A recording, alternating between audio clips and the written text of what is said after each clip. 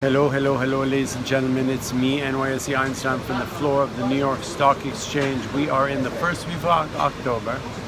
We've seen this market do intraday moves of hundreds and hundreds of points. From big sell-offs to big rallies. We've seen reversals coming into a day where we were down and went up.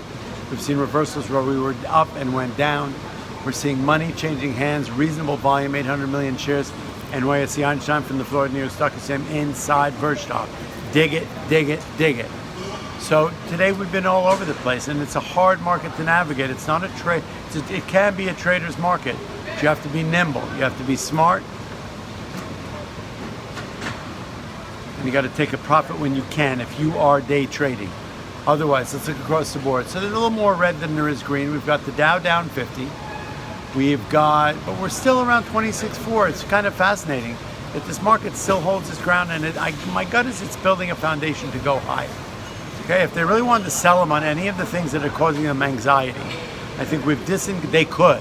I think we've disengaged that huge sell narrative about the yield popping and interest rates and all that, which would normally be a sell trigger, but wasn't until it was, and there were 2 days of that. Now we've spun out of that.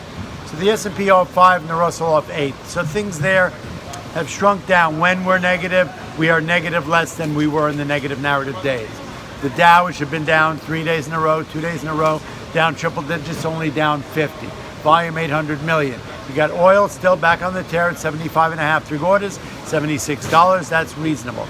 You saw tech reverse over the last couple of days. It's been a bit negative with the Googles and the Facebooks and the Amazons and the whatnot. You've got the tariff problem off the table. You've got China problem off the table. You've got some positive stuff going on with U.S. and North Korea. You've got the Kavanaugh stuff off the table. So there's so much. The rivers and rivers of headlines that may confuse some, that may give some people to make a decision on the buy side or the sell side. At the end of the day, it's really meaningless because the fundamentals seem solid.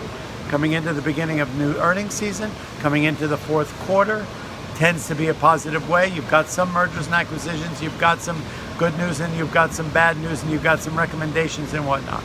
At the end of the day, we're seeing the market trade in a weird technical direction where we're testing lows, rallying them back, testing highs, selling them off. Money changing hands into October. Coming up to the darkest days of Wall Street's history, coming in next week on October 11th, the anniversary of the crash and whatnot, but let's not read too much into it.